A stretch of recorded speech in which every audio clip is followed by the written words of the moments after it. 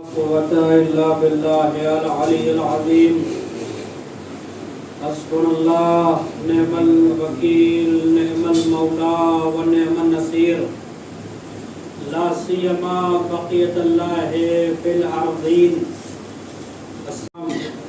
على الرسول المسدد والمصطفى الأمجد والمحمود الأحمد حبیب الہ العالمین ابی القاسم محمد اللہم صلی علی امام المتقین وقائد الغر المحجلین یعقوب الدین زین العابدین امیر المؤمنین الذی زینت محراب والمنبر ساقی سلسبیل والتسنیم والکوثر فاتح بدر وحنین وخیبر قاتل مرحب انتر الذي عين الله وجه الله سر الله لسان الله صفة الله آية الله حجة الله كلمة الله علم الله باب الله حبل الله حجة الله غالب كل غالب مطلوب كل على تعلب عاني علي ابن أبي طالب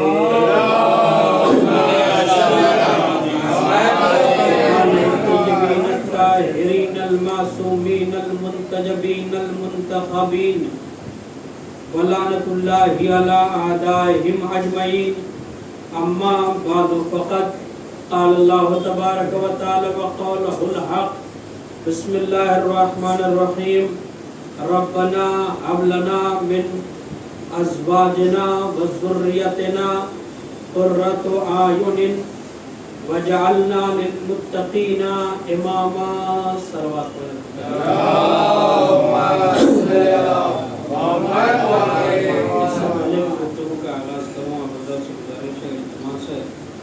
ایک مرتبہ سورہ رحم اور 3 مرتبہ سورہ اخلاص کی طرح اسما کا مرحوم سید قاسم حسین ابن عالم حسین مرحومہ نازنین بیگم بنت ابرار حسین ناز فاطمہ بنت قاسم حسین شاہنواز رضا ابن نظر زن مرحومین کی روح کو ارشاد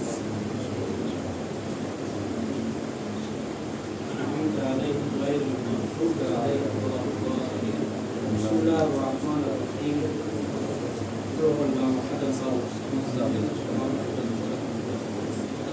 بسم اللہ الرحمن الرحیم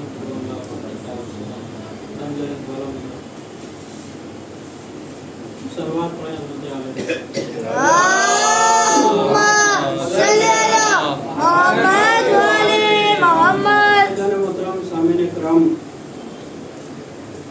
مرحومین کے لیے ایصال ثواب کی مجلس منعقد کی گئی ہے. واقعاً ہمارے یہاں بہترین ذریعہ ایصال ثواب کا مجلس ابا عبداللہ الحسین علیہ السلام، اور ایصال ثواب کا ثواب ماہ سیام میں ماہ رمضان میں دوبالا ہو جاتا ہے، 70 گنا زیادہ ثواب ملتا ہے. روایات میں ہے کہ اگر کوئی ایک آیت کی تلاوت کرتا ہے گویا اس نے پورا قرآن ختم کیا. اور آپ غور کریں کہ اگر کوئی انسان ایک مرحوم کے لیے 1 مرتبہ سورہ الحمد اور 3 مرتبہ سورہ اخلاص کی تلاوت کرتا ہے تو نہ جانے کتنی قرآن کا ثواب جو ہے اسے ملے گا. اگر ایک جو ہے بسم اللہ صرف کہا تو 1 قرآن کا ثواب ہوگا. اس ماہ سیام میں آپ دیکھیں یہ اللہ کی طرف سے ایک نعمت ہے. ایصال ثواب کا ثواب زیادہ ہو جاتا ہے. اگر کوئی یہ غلط الرائج ہے جو ہمارے یہاں رائج ہے کہ اگر قرآن ختم نہیں کر سکتے تو شروع نہیں کرنا چاہیے، جبکہ ایسا نہیں ہے. آپ جتنا پڑھیں گے اتنا ثواب ملے گا. نہیں پڑھنے آتا صرف بسم اللہ کہتے رہیں گے 1 قرآن کا ثواب ہے. 1 مرتبہ بسم اللہ کہیں گے 1 قرآن کا ثواب ہے. اب آپ دیکھیں یہ جو ہے رحمت کا مہینہ ہے، برکت کا مہینہ ہے، اور ایصال ثواب مجلس حسین سے بہتر اور نہیں ہو سکتا کوئی. اس لیے کہ جب خاطب خطیب عالم منبر سے ذاکر کہتا ہے کہ فلاں مرحوم کے لیے جو ہے آپ سورہ فاتحہ پڑھ دیجئے، تو ایسا نہیں ہے کہ وہی حضرات صرف ہیں جنہیں ہماری مادی نگاہیں دیکھ رہی ہیں، بلکہ یہاں پر نورانی مخلوقات بھی آتی ہیں، تمام فرشتے اہل بیت آتے ہیں. ہو سکتا ہے اگر کوئی اور سورہ فاتحہ پڑھے تو اس کی سورہ فاتحہ میں اعتراض ہو جائے کہ صاحب ان کی جو ہے قرأت صحیح نہیں ہے، ان کا بسم اللہ صحیح نہیں ہے، ان کا الحمد صحیح نہیں ہے، صاحب یہ مدرسے میں نہیں پڑھے ہوئے ہیں، لہذا یہ عربی پڑھنا نہیں جانتے، یہ عربی میں کچھ کہہ نہیں سکتے، پڑھ نہیں سکتے، ان کی جو ہے قرأت میں اشکال ہے، ان کی عربی میں اشکال ہے۔ مگر کس میں جرأت ہے کہ جب خطیب یہ کہے کہ فلاں مرحوم کے لیے سورہ فاتحہ پڑھ دیا جائے، تو کس میں جرأت ہے جو اہل بیت کی پڑھی ہوئی سورہ فاتحہ پر ہم مجھ کو شریک کریں؟ ہمارا عقیدہ ہے کہ یہاں پر اہل بیت آتے ہیں جس کے لیے جناب سیدہ سورہ فاتحہ پڑھ دیں، پھر جو ہے اس کی عظمت کیا ہوگی۔ لہذا مرحومین کے لیے رمضان بہترین موقع ہے کہ جس میں ہم اپنے مرحومین کو یاد کر سکتے۔ شب جمعہ بھی ہے، روایات میں ہے کہ ہر شب جمعہ ارواح آتی ہیں اپنے ورثہ کے دروازے پر، وہ چاہے کہیں بھی رہتے ہوں، آتی ہیں دروازے پر، شب جمعہ سے لے کر روز جمعہ تک انتظار کیا کرتی ہیں کہ میرے وارث مجھے کچھ عطا کر دیں، کچھ دے دیں۔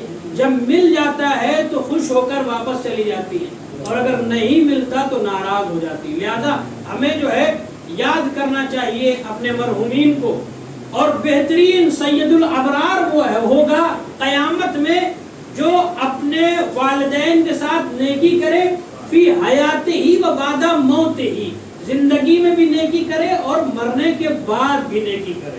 اب دیکھیں یہ جو ہے ایک سلسلہ ہے ہمارے یہاں الحمدللہ، ہم ایسی قوم ہیں کہ جہاں کوئی مر کے بھی نہیں مرتا، ہمارے یہاں کا مرا ہوا بھی زندہ ہوتا ہے۔ دنیا جسے فنا سمجھتی ہے، نابودی سمجھتی ہے، موت سمجھتی ہے، اصل میں مذہب تشیع وہیں سے حیات کا آغاز کرتے ہیں۔ توجہ کیجئے گا، مذہب تشیع وہیں سے حیات کا آغاز کرتے ہیں، جہاں سے دنیا سمجھتی ہے کہ یہ فنا ہو گئے، نابود ہو گئے، ختم ہو گئے، مٹ گئے۔ اب دیکھیں جس آیت کی میں نے تلاوت کی ہے وہ آیت کیا ارشاد ہوا، ربنا ہب لنا من ازواجنا وذریتنا، پالنے والے میری زوجہ کو، میری ذریت کو، قرۃ اعین، میری آنکھوں کی ٹھنڈک قرار دے، وجعلنا للمتقین اماما، اور متقین کے لیے امام قرار دے۔ کس کی دعا ہے؟ سورہ فرقان آیت نمبر 74 میں اللہ ارشاد فرما رہا ہے، نبی کی دعا کو اللہ نے قرآن میں رکھا، نبی نے دعا کی، کیا کہا؟ ربنا ہب لنا من ذریتنا من ازواجنا و ذریتنا، پالنے والے میری ازواج کو، میری بیوی کو میری آنکھ کی ٹھنڈک قرار دے۔ تمام مفسرین نے لکھا، شیعہ سنی سب نے لکھا، ابو سعید خدری سے روایت ہے کہ جب لوگوں نے پوچھا کہ کون سی بیوی آپ کی آنکھوں کی ٹھنڈک ہے، فائدہ زیادہ ہوا، اور جب فائدہ زیادہ ہوا تو میسرہ نے آ کر تمام باتوں کو بیان کیا جناب خدیجہ کے سامنے، اور پھر میسرہ یہ کہتا ہے کہ حضور کے وجود کی وجہ سے شہزادی آپ کو اتنا فائدہ ہوا ہے۔ کہا کیا خاصیت تھی میسرہ بتاؤ؟ کہا حضور کی میں کیا تعریف کروں، ایک غیر مسلمان، ابھی مسلمان نہیں ہے، غیر مسلمان ہے، وہ یہ کہہ رہا ہے، تعریف کر رہا ہے، کہہ رہا ہے کہ جب ہم کہیں پر رکتے تھے اور ہمیں پتہ لگانا ہوتا تھا کہ ان قافلے والوں میں محمد عربی کہاں ہے، تو جس کے خیمے سے نور آسمان کی طرف جاتا تھا، توجہ کیجئے گا، ہم پتہ لگا لیتے تھے کہ اسی خیمے میں نبی اکرم سوئے ہوئے ہیں۔ اب دیکھیں یہ جو آپ شب ہجرت سنتے ہیں نا کہ کفار قریش کے 40 بڑے سردار تلوار لے کر نبی کا حصار کیے رہے اور نبی کے گھر میں ابو طالب کے گھر میں چلے گئے، غلط ہے۔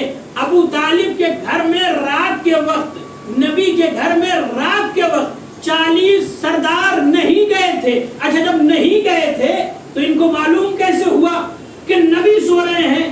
تو تمام کفار قریش نے کہا، سرداروں نے، چونکہ جب نبی سوتے تھے تو ان کے بستر سے ایسا نور ساطع ہوتا تھا جو چھتوں اور دیواروں کو چیرتا ہوا آسمان کی طرف جاتا تھا، اور ہم آسمان کو دیکھ کر اندازہ لگا لیتے تھے کہ جو آسمان پر نور ہے وہ محمد کا ہے۔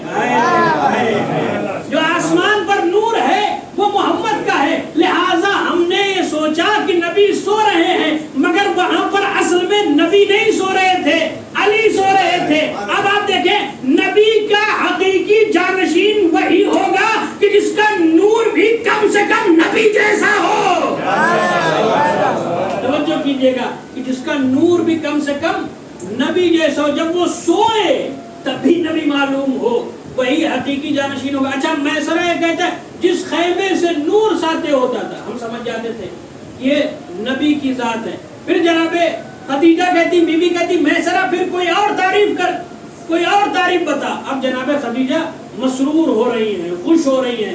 میسرہ کہتے ہیں کہ بی بی جب بھی قافلہ چلتا تھا اور سب کے اوپر دھوپ ہوتی تھی تو حضرت کے اوپر دھوپ نہیں ہوتی تھی، ایک ابر سایہ کیے ہوئے ہوتا تھا۔ توجہ کیجئے گا، کون کہہ رہا ہے؟ میسرہ غلام کہہ رہا ہے، غیر مسلم۔ وہ کہہ رہا ہے کہ کوئی ابر جو ہے سایہ کیے ہوئے ہوتا تھا اور نبی اسی سائے میں جاتے تھے، جبکہ آپ بہتر جانتے ہیں، سنتے رہتے ہیں کہ نبی کی فضیلت یہ ہے کہ نبی کا اپنا کوئی سایہ نہیں تھا، نبی کا کوئی سایہ نہیں تھا۔ اگر نبی چلتے تھے تو ان کے وجود کے ذریعے سے کوئی سایہ نہیں تھا۔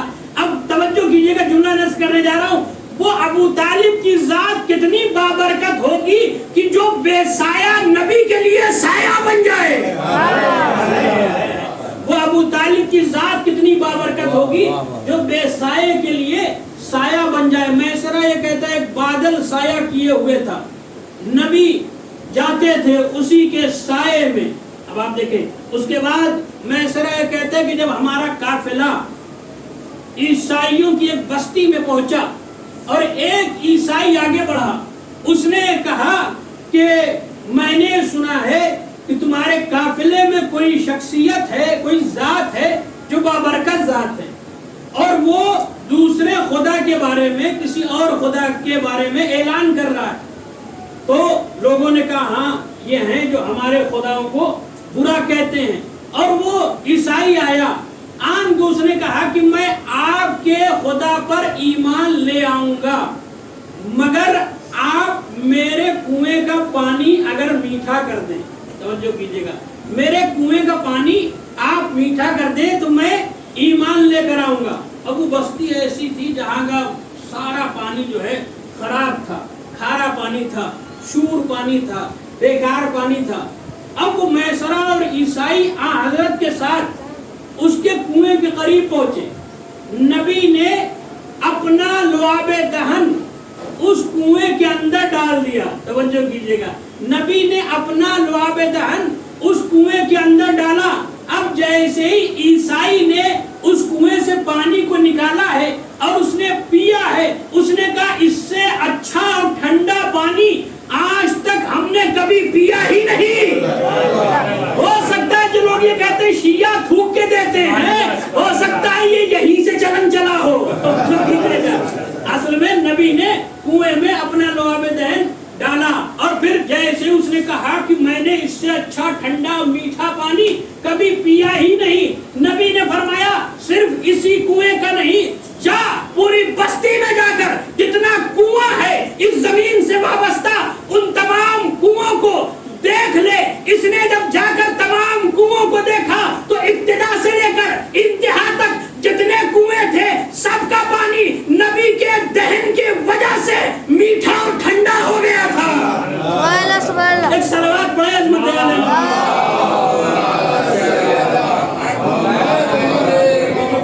یہ جو ہے نبی کی ذات ہے۔ اب جو لوگ یہ کہتے ہیں کہ یہ نبی کا تقابل کوئی کر ہی نہیں سکتا، جو لوگ یہ کہتے ہیں صاحب نبی ہمارے جیسے ہیں، نبی ہمارے بڑے بھائی ہیں، بس اللہ نے ان کے اوپر وحی نازل کر دی لہٰذا ویسے نبی ہمارے بھائی ہیں، نبی ہمارے جیسے ہیں، نبی ہمارے جیسے، توجہ کیجئے گا، نبی ہمارے جیسے ہیں، نبی ہمارے جیسے ہیں۔ بھیا نبی تمہارے جیسے کیسے ہو جائیں گے؟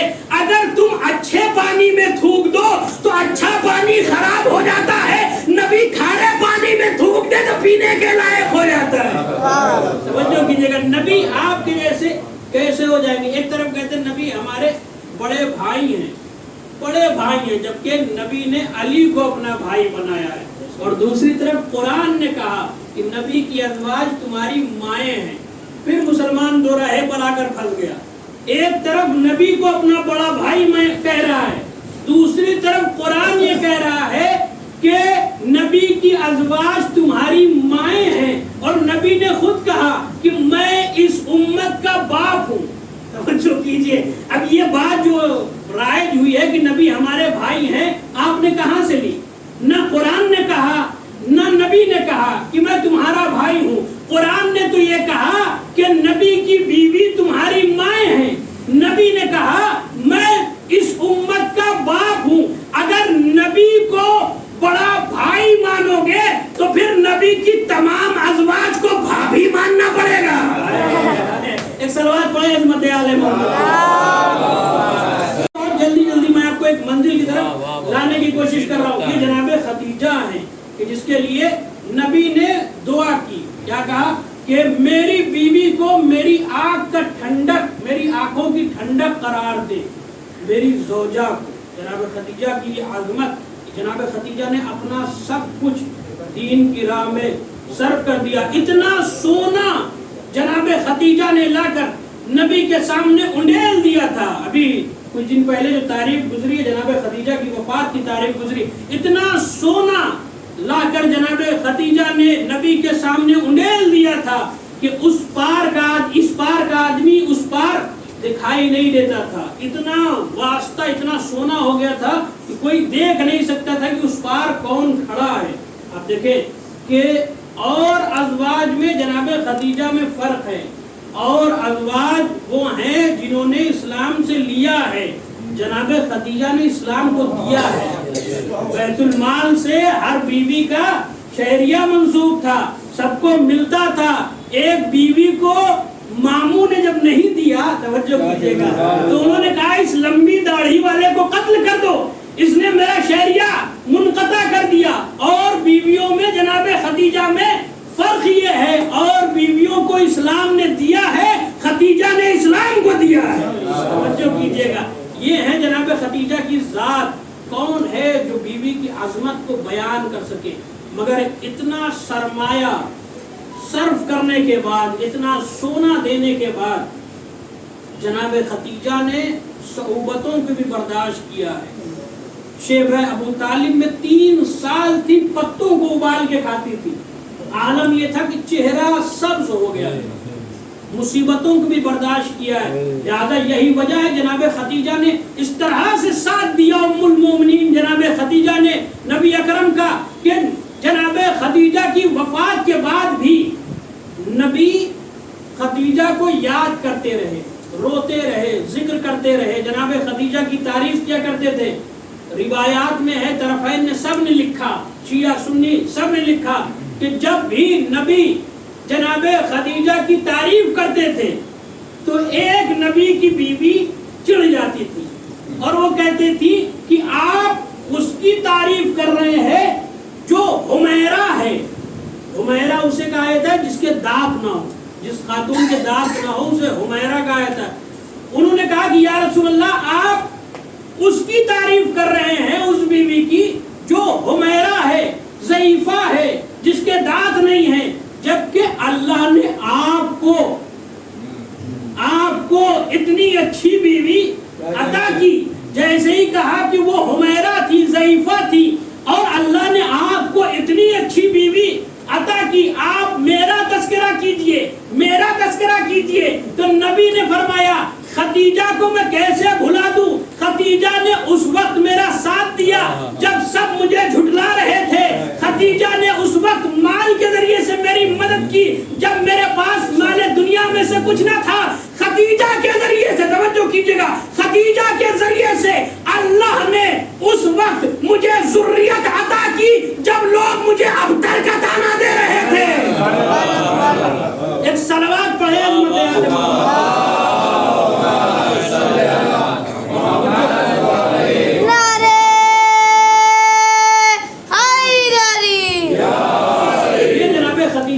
عظمت ہے. نبی نے فرمایا کہ خدیجہ کو کیسے میں بھلا دوں. جناب خدیجہ کون؟ جو ام فاطمہ ہے، جناب فاطمہ کی بھی ماں. جناب سیدہ کا ایک لقب ہے ام الائمہ. اور نبی نے فرمایا فاطمہ تو ام ابیہا، فاطمہ اپنے باپ کی ماں ہے. ام کسے کہا جاتا ہے؟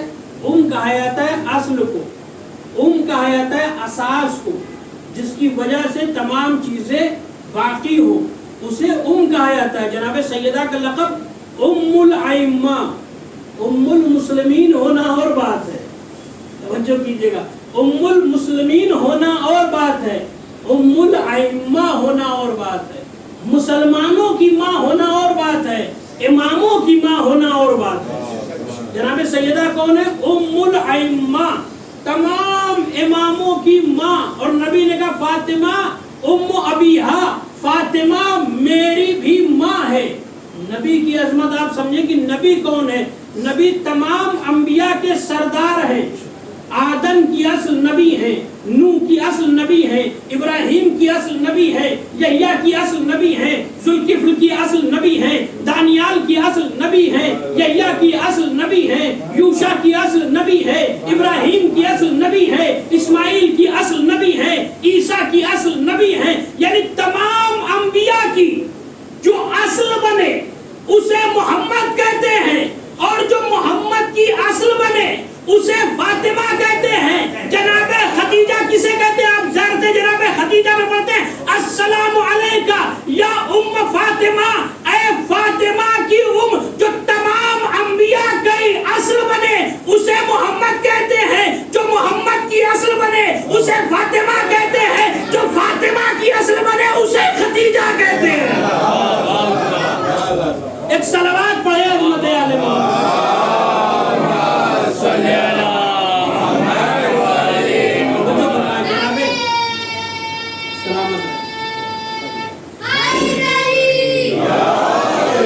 جناب خدیجہ کون؟ جو جناب سیدہ کی بھی اصل ہے، لہذا یہ عظمت ہے جناب خدیجہ کی۔ آپ دیکھیں نبی نے کیا کہا سورہ فرقان آیت نمبر 74، ربنا حب لنا من ازواجنا و ذریتنا قرۃ اعین، پالنے والے میری زوجہ کو، میری ذریت کو میری آنکھوں کی ٹھنڈک قرار دے، اور متقین کے لیے امام قرار دے۔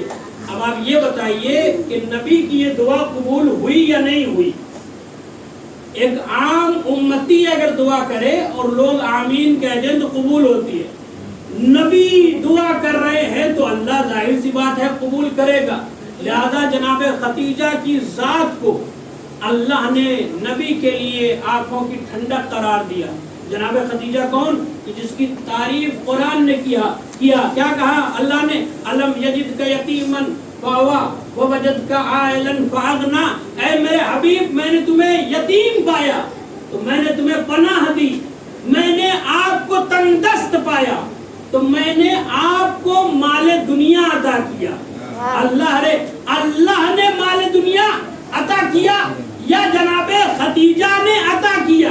میں کہوں گا مالک جناب خدیجہ نے نبی کو اتنا سونا دیا کہ اس پار کا آدمی اس پار نظر نہیں آتا تھا، مگر قرآن نے کہا کہ اے میرے حبیب ہم نے آپ کو تندرست پایا، ہم نے آپ کو مال دنیا عطا کیا۔ اللہ رے جناب خدیجہ کا کردار کتنا پاک و پاکیزہ اپنا عمل کہہ رہا ہے۔ جو کیجئے گا خدیجہ کے عمل کو اپنا عمل کر۔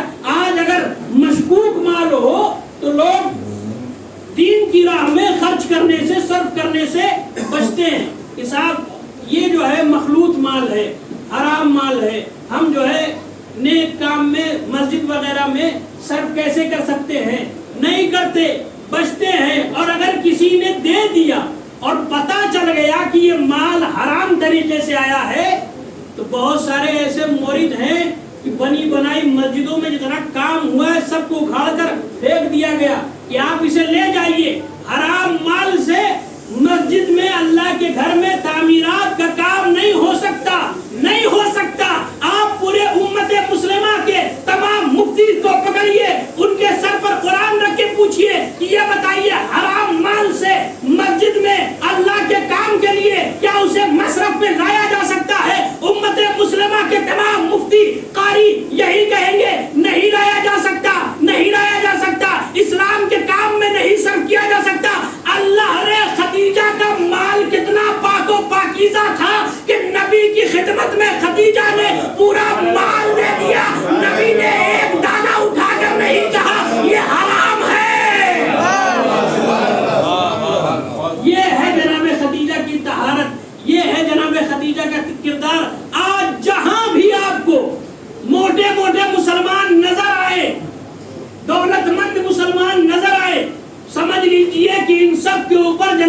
خدیجہ کا احسان ہے، اسلام کے اوپر جناب خدیجہ کا احسان ہے، اسلام کی پرورش جناب خدیجہ نے کی ہے۔ اچھا، لوگوں نے جو ہے انگشت کشائی کی جناب خدیجہ کے اوپر، اس لیے کہ جناب سیدہ کی ماں ہے اور مولا علی کی ساس ہیں، مولا علی کے داماد ہیں، لہذا لوگوں نے انگشت کشائی کی۔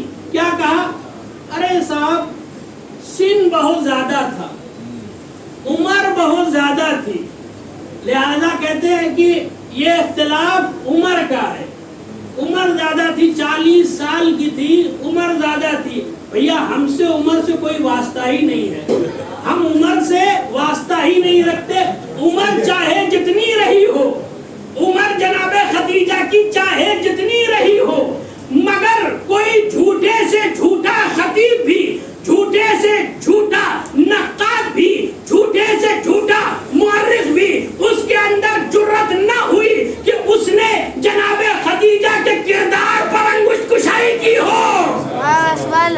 لوگوں نے جھوٹا الزام تو لگایا کہ آپ کی عمر شریف جو ہے زیادہ تھی، مگر کسی میں جرت نہ ہوئی کہ جناب خدیجہ کے کردار کے اوپر انگشت کشائی کرے۔ یہ ہے جناب خدیجہ کی عظمت، یہ ہے جناب خدیجہ کی ذات۔ اور جب جناب خدیجہ ایسی تو ان کی بیٹی جناب سیدہ کی عظمت کیا ہے، اور پھر جناب سیدہ ایسی تو مولا علی کی عظمت کیا ہے۔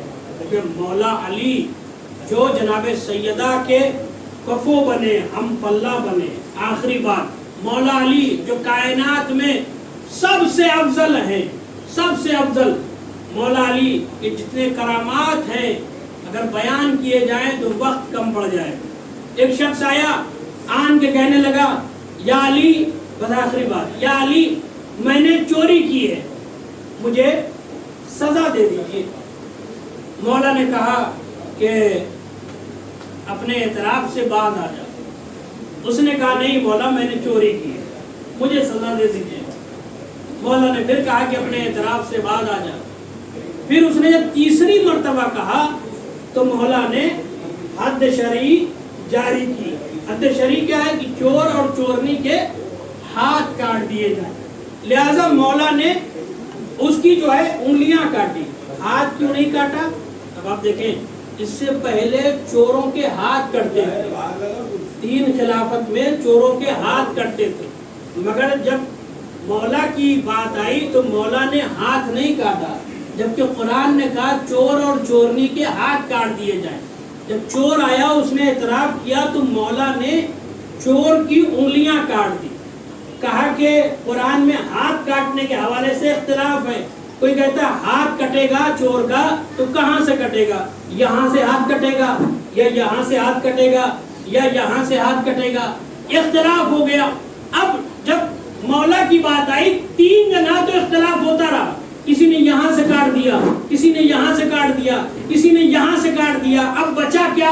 مولا کاٹتے تو پھر کہاں سے کاٹتے؟ اب اختلاف رہا، لیکن جب مولا کا دور آیا اور چور مولا کے پاس آیا تو مولا نے کہا المساجد للہ، جائے سجدہ اللہ کے لیے ہے، لہذا اسے کسی کو حق نہیں ہے کہ وہ کاٹے۔ جائے سجدہ یہ ہتھیلی، پیشانی اور یہ دونوں گھٹنے اور پیر کے دونوں انگوٹھے، اسے جائے سجدہ کہا جاتا ہے۔ المساجد للہ، یہ مساجد ساتوں اللہ کے لیے ہے، اسے جو ہے ضرر نہیں پہنچایا جا سکتا، لہذا مولا نے کہا یہاں سے چور کا ہاتھ نہیں کٹے گا، یہاں سے نہیں کٹے گا، یہاں سے نہیں کٹے گا۔ انگلیاں کاٹ دی۔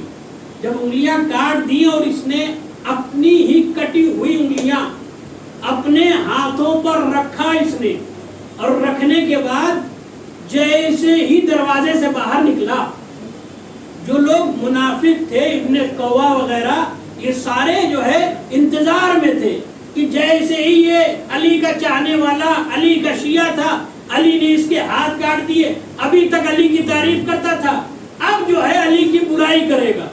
جیسے ہی یہ اپنے کٹی ہوئی انگلیوں کو لے کر باہر نکلا، خون جو ہے ٹپک رہے ہیں، اور جیسے ہی ابن قوا آگے بڑھا اس نے کہا یہ بتاؤ کہ اب بھی علی کا قصیدہ پڑھو گے؟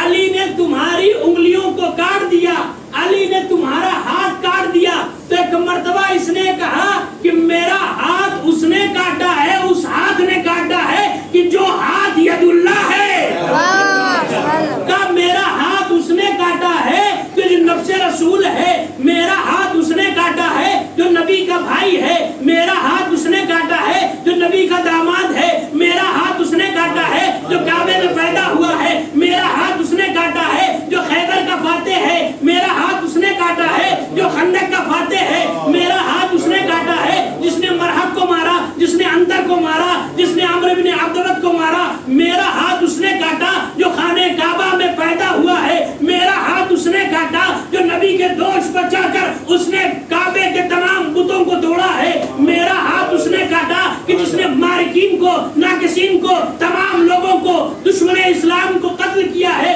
میرا ہاتھ اس نے کاٹا جو مباہلے میں نفس رسول بن کے آیا، میرا ہاتھ اس نے کاٹا جو شب ہجرت سو کر جس نے اللہ کی مرضی خرید لی، میرا ہاتھ اس نے کاٹا جو زوجہ فاطمہ ہے، جو شوہر فاطمہ ہے، میرا ہاتھ اس نے کاٹا جو غدیر کا مولا ہے، میرا ہاتھ اس نے کاٹا جو پر باہر تھے، انتظار میں تھے، باہر نکل کے جس کا ہاتھ کٹا ہے وہ برائی کرے گا، بجائے برائی کے جب اس نے اتنے فضائل بیان کیے، پریشان ہونے والے پریشان ہو گئے، آواز دی وائے ہو تجھ پر، علی نے تیرے ہاتھ کاٹ دیے، پھر بھی علی کی تعریف سے تو تھکتا نہیں، تو اس نے کہا ارے مجھے سزا میرے مولا نے دیا ہے، مولا کی محبت میں ہاتھ کیا، میں گردن کٹوانے کے لیے تیار ہوں۔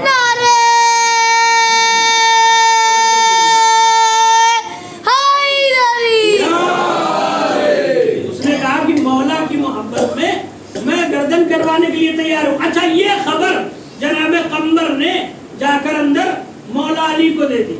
مولا کے کچھ غلام شیعہ جو ہے یوں ہی باہر کے حالات پر نظر رکھتے تھے کہ باہر کیا ہو رہا ہے، اور جا کر جو ہے تمام خبروں کو مولا کو دیتے تھے، اور دربار میں بھی جو ہے ان کے دربار میں بھی کچھ نہ کچھ لوگ رہتے تھے، جیسے کچھ غلط ہوتا تھا جا کر فوراً بتاتے تھے، اور پھر جو ہے اس کا صحیح فیصلہ ہوتا تھا۔ جناب قمر نے جا کر کہا مولا آپ نے تو اس کا ہاتھ کاٹ دیا، مگر وہ باہر نکل کر جیسے ہی لوگوں نے تانا دیا کہ تم علی کی محبت کا دم بھرتے تھے، علی نے دیکھو تمہارے ہاتھ کاٹ دیے، وہ آپ کا قصیدہ پڑھنے لگا، آپ کے فضائل بیان کرنے لگا۔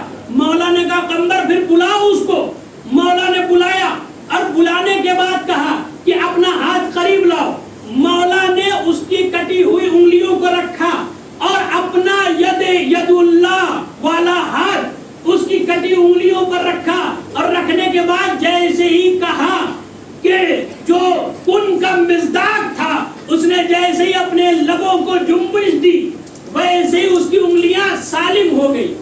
اب اس نے یہ کہا کہ مولا جب جوڑنا ہی تھا تو کاٹا کیوں، اور اگر کاٹنا ہی تھا تو پھر جوڑا کیوں؟ تو مولا نے فرمایا کہ جب میں نے پہلی مرتبہ کاٹا تھا تو میرے عدل کا تقاضا تھا، جو میں نے دوسری مرتبہ جوڑ دیا ہے یہ میرے فضل کا تقاضا ہے۔ یہ فضل اہل بیت ہے کہ جس کی وجہ سے میں نے دوبارہ جوڑ دیا۔ ہاں دادا اسی علی کی شہادت کی تاریخ ہے اس مہینے میں رمضان میں، وہ علی کہ جس کے لیے قرآن نے کہا کہ علی کامیاب ہے، نبی نے کہا یا علی انت و شیعتک هم الفائزون، یا علی آپ اور آپ کے شیعہ کامیاب ہیں۔ اسی علی نے اپنے آپ کو کامیابی کی سند مصلی پہ دی، آواز دی فزت برب الکعبہ، رب کعبے کی بڑے پیسے والے گئے، بڑے بڑے ثروت مند گئے، مگر کسی نے یہ نہیں کہا کہ میں دنیا سے کامیاب جا رہا ہوں سوائے مولا علی کے۔ مولا علی نے کہا کہ اے دنیا والے گواہ رہنا، علی اس دنیا سے کامیاب جا رہا ہے۔ عزیزارو جیسے ہی ضربت لگی ہے، ایسی ضرب لگائی تھی ابن ملجم نے، کئی دنوں تک تلوار کو اس نے زہر میں بجھا کر رکھا تھا۔ پرانے زمانے سے آج تک جو قتل کرنے کے لیے لوگ چیز استعمال کرتے ہیں، لوہا اور زہر، اگر دونوں کو ملا دیتے ہیں تو اس سے انسان کی موت جلدی واقع ہو جاتی ہے۔ آپ دیکھیں کہ دونوں چیزوں کو ابن ملجم نے مولا علی کے اوپر استعمال کیا۔ زہر ایسا تھا جو شام سے آیا تھا، کئی دنوں تک تلوار میں زہر لگایا گیا اور تلوار کو زہر سے بجھایا گیا، اور جیسے ہی مولا علی آئے ہیں، ابھی پہلی رکعت کا دوسرا سجدہ تھا، مولا سجدے سے سر اٹھا رہے تھے، ابن ملجم کی تلوار اوپر سے نیچے کی طرف آ رہی تھی، مولا کا سر نیچے سے اوپر کی طرف جا رہا تھا۔ مقاتل یہ کہتے جیسے ہی ابن ملجم کی تلوار لگی ہے، علی کا سر ایسے شگافتہ ہو گیا جیسے وسط سے کوئی قرآن کو کھول دے۔ ہائے فاتح خیبر مسلح پہ تڑپنے لگا، جس نے بڑے بڑوں کو قتل کیا اب وہ مسلح پر تڑپنے لگا، ضرب اتنی کاری تھی، خاک اٹھا اٹھا کر مسجد کی امیر کائنات اپنے زخم پر ڈالنے لگے۔ ادھر جبرائیل نے کوفے میں آواز دی، اے لوگوں ارکان ہدایت منہدم ہو گیا، اے آسمان والوں زمین پر علی کی زیارت کر لو، علی مجروح ہو گئے، علی زخمی ہو گئے۔ جزاکم ربکم خیر الجزا، خدا آپ کو کوئی غم نہ دے سوائے غم اہل بیت کے۔ ہاں دادارو، جب مولا علی کو بیت الشرف کی طرف لے جایا جانے لگا، ایک مرتبہ جیسے ہی مولا علی بیت الشرف میں پہنچے، تمام مناظر کا ذکر نہیں کروں گا، آئندہ جو مجلس ہوگی شب شہادت کے حوالے سے اس میں آپ مصائب سنیے گا امیر کائنات کا۔ ہاں دادارو، جیسے ہی لایا گیا، جراح آیا، جراح نے دیکھا، حکیم نے دیکھا، آواز دی اگر تھوڑا سا دودھ مل جائے تو شاید طبیعت بحال ہو جائے، تھوڑا سا دودھ مل جائے گا تو شاید طبیعت بحال ہو جائے۔ جیسے کوفے کے بچوں نے سنا ہے، اپنے اپنے گھروں سے کوزوں میں بھر بھر کے دودھ لے کر چلے آئے، امیر کائنات کی خدمت میں حسن حسین کے پاس آ کر کوفے کے تمام چھوٹے چھوٹے یتیم بچے آن کے کہتے مولا میرے محسن کو دودھ پلا دیجئے، میرا محسن اچھا ہو جائے، ورنہ ہم یتیموں کی کفالت کون کرے گا؟ جزاکم ربکم خیر جزا۔ ہاں داداروں، میں کہوں گا یا علی، یہ آپ کا اپنا مقدر ہے، آپ کا نام بھی علی ہے، کربلا میں بھی ایک علی ہے، آپ کا نام بھی علی ہے، کربلا میں علی اصغر ہو گے، امام حسین اپنے علی کے لیے 6 مہینے کے علی کے لیے سوال آپ کریں گے، بدلے میں ہرملا کا دین بال کا دین اصغر باپ کے ہاتھ پہ منقلب ہو جائیں گے۔ میں کہوں گا مولا علی، یہ آپ کا کوفہ تھا، آپ یہاں کے بادشاہ تھے، حکیم نے دودھ کے لیے کہا، کوفہ کے ہر گھر سے دودھ آ گیا، مگر ہاں آپ کی اولادیں ہوں گی، یہی کوفہ ہوگا، آپ کے گھرانے کے بچے آواز دیں گے اللہ داش قد قتلنی، ہائے پیاس مارے ڈال رہی ہے، بدلے میں کوئی تماچا مارے گا، کوئی کھولتے ہوئے پانی پھینکے۔